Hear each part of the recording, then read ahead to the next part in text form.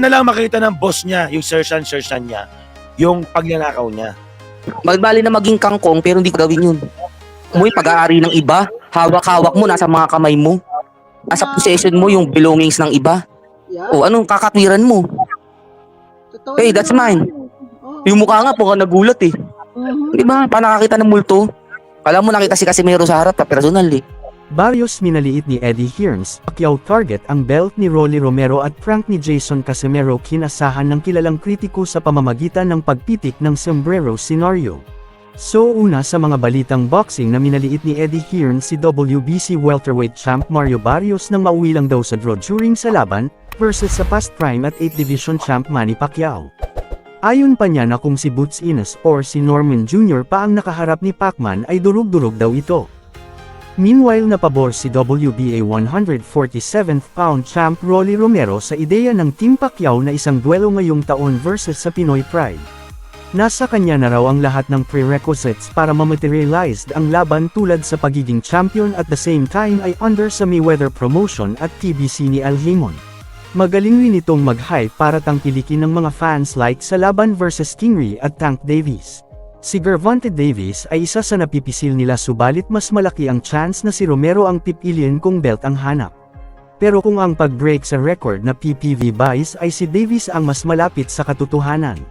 Ayon pa ni Romero na mapapadali ang kanyang pagiging future Hall of Famer when beating Pacquiao and I quote, "A Hall of Famer on my resume, who wouldn't want that? That's the easiest way to get into the Hall of Fame, right?" Sa huling balita na kung ating matatandaan ay nabatikos ng gusto si Coach Jason nang mag-trending ang bardagulan di umano nila ng kanyang may bahay na nahagap sa kamera ang eksena sa ref. Na eventually ay sinabi ni Casimero na it was just a prank. Pero parang kinasahan ng isang sikat na hater ni Casimero ang nasabing prank. Grabe at mapapabilib ka the way umakting na kung hindi ka nakasubaybay sa kanilang pikunan ay mapapaisip ka kung ito ba ay totoo at hindi scripted.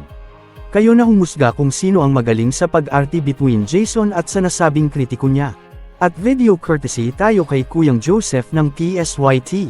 Personal eh. Gulat na gulat eh. Oo, yung mukha nagulat siya eh.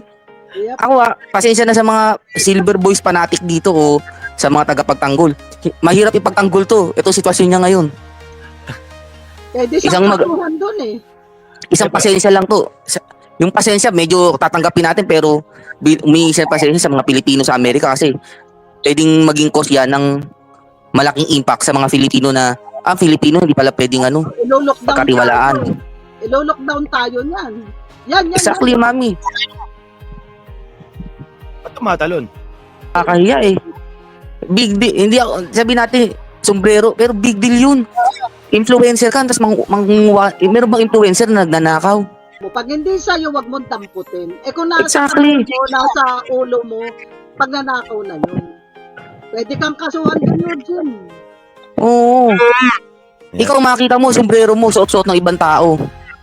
Nagulat ka, hinahanap mo siya ng mga oras, tapos makikita mo. 1 hour mo hinahanap, makikita mo. Pumunta ka sa lost and found, wala. Makikita mo suot ng ibang tao. Ano gagawin mo? Di ba kukunin mo? Iyon. Oo. Exactly. Yeah. Ang hirap nun. Mahirapan sila ipagtanggol yun. Kasi minsan yung pagiging malikot ang kamay, sakit yan. Joseph, alam mo yan. Ginawa mo isang beses yan, hindi lang isang beses mo nagawa yan, tingin ko. Yep. Yeah. Sakit yan, Bibigyan klepto. ka ng Kahit kahit mayayaman tao, may sakit na gano'n, mayaman na, pero hindi niya mapigilan. Yung sabi ko klepto mangyayari. Oo. Dapat yan, hindi niya nasinot, nilagay niya lang sa bag niya, para hindi siya ma-accuse eh. Kaso, pinakita mo pa, ayan. Kung saan kayo nakakita na ninakaw na suot-suot, bugok, mag-isip? Ano ba yan? Sino ba yan? Yung Eugene mo. Ano kasi dahilan Pwede niya? bigyan Eh, tanga. natin yung para intindihin. Tanga yung Eugene, yung kinarnap nga, di ba dinadrive pa? Yung sasakyan ninakaw, dinadrive. Tanga, ang pagnanakaw, walang excuses once nasa possession mo yan. Regardless yan.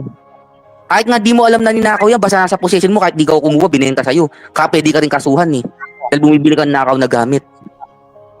Pag di mo alam yung nun, Eugene, magmumukha ka lang tanga kasi lahat ng ninakaw, natural, nasa possession mo yan, suot mo yan, hawak mo yan. Ano yung lulutang? Dala-dala mo lulutang. Ano ka, metallic na ano ka? Talagang, siyempre hawak mo, suot mo. Nasa possession mo. Regardless, kahit ano pa yun. Yeah. Diba? Ano yung pumunta sa ulo mo mag-isa yung sombrero? Sino ba yung Yuji? Ayoko, di ako nagbabasa ng comment, pero Diyos ko, ang liit naman ng utak nun. Siyempre, ano yung pinatong sa ulo ni Silver Boys? Yung sombrero? Di niya alam na meron. Ay, Diyos ko. Siyempre, kinuha niya, nilagay yun sa ulo niya, o nilagay sa busa. Regardless yun, kahit anong gusto, ano sabihin mo. Mahihirap makipagtanggol pag ako kadibati mo na. Kahit sinong humarap ditong silver fanatic, mahirapan lang ipagtanggol yan, maniwala kayo sa akin, mapapahiya na kayo. Ano yan, si Eugene. Exactly. Mapapayan. Kahit ang kausap nyo rito, yung pinakamahinang kokote sa PSYT, mahirapan yung i-debate yung sitwasyon na yan. Exactly. Kahit yung pinakamahina na rito sa social media. Ibang level to eh. Si Sherwin ang walang makain, nakita naman natin eh. Mas maigi pang manghingi ka na lang, tama yun. Kaysa Yep. magnakaw ka. Tao ka. Yun. Eh may pera ka naman, ang kapal-kapal ng kwintas mo, puta makikita. Kinuha, this is mine, that's mine. Patay ka. Patay. Maski hawak mo lang yun, nasa possession mo yun eh. Oo. Kung ikaw talaga, may good intention ka, dadalhin mo sa ano yun, lost and found. Right away. Eh hindi eh. Sinuot mo eh. Once na sinuot mo yun, inari mo na yun. Once na hinawakan Dapat yun. mo, Oo. Dapat dun pwede, hawak-hawak mo, bit-bit mo, nakita ka. Where are you going? That's mine. I'm going to the lost and found. Yun. Dapat ganun eh. Sinagot Eh hindi, sinuot mo eh. Once na sinuot mo na yan, nakinuha mo, ginamit mo na siya, nasa possession mo na siya. Nag-interest ka na. Baka akala kasi niya Pilipinas ito. Yep. Yun. Ayun. Yun. Kaya nga sinabi ko, nakakaya, dinala mo yung ugaling Kasi sa Pilipinas, talagang hindi sosoli ang mga yan eh. Makita mo yan. Sa classroom nga, kahit alam mo sa kaklasmate mo na minsan yan, mga di ba, kinukuha yung sombrero. Baka magsuntukan pa sila eh. Oo, nakipagsuntukan pa nung high school, sa mga public school. Ang tawag niyang pitik. Pinipitik yung sombrero sa loob ng jeep, di ba? Hinahablot sa jeep, yung sombrero mo. Yung mga magaganda nung araw. Sa Tondo, hablutin yun eh. Kahit lahat ng Pilipino-American dyan, tanungin nyo kung tama yung ginawa niya. Isa lang isasagot ng mga yun. Eh siyempre, damay ang Pilipino. At saka pakinggan nyo siya. Ang sabi niya, utang na akong sikat. Sabi ni Silver Boys, di ba? Akong sikat. Ang sikat si Joseph eh. O ngayon, ikaw sikat. Binanunod ka ng tao. O, sikat sa pag nanako ng sombrero. Di ba? Hmm. Claim niya, siya ay sikat. Tama ka, sikat ka, okay. Ibibigay namin sa'yo, sikat ka. Pero ginagawa mo sa social media, sana lang makita ng boss niya, yung searchan niya, yung pagnanakaw niya. Tsaka yung reaction ng mukha niya, hindi mo ma-deny, nagulat eh. Di ba? Sabay putol ng video eh. Pero kitang-kita mo yung mukha eh. Diba? Ewan ko, ba't ka nagnanakaw? Sendong, padarang natin sombrero. Ang masabi ko, Sendong, lahat tayo Alam nyo, pag kayo blessing, bigay lang kayo ng bigay. Pero pag hindi kayo blessed, nakaw kayo ng nakaw. Bro! Saan naglalakad, Boji, sa bubong?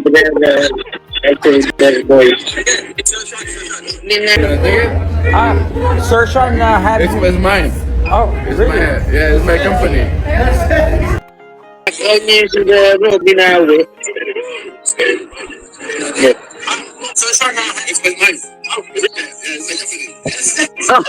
Oh, shit!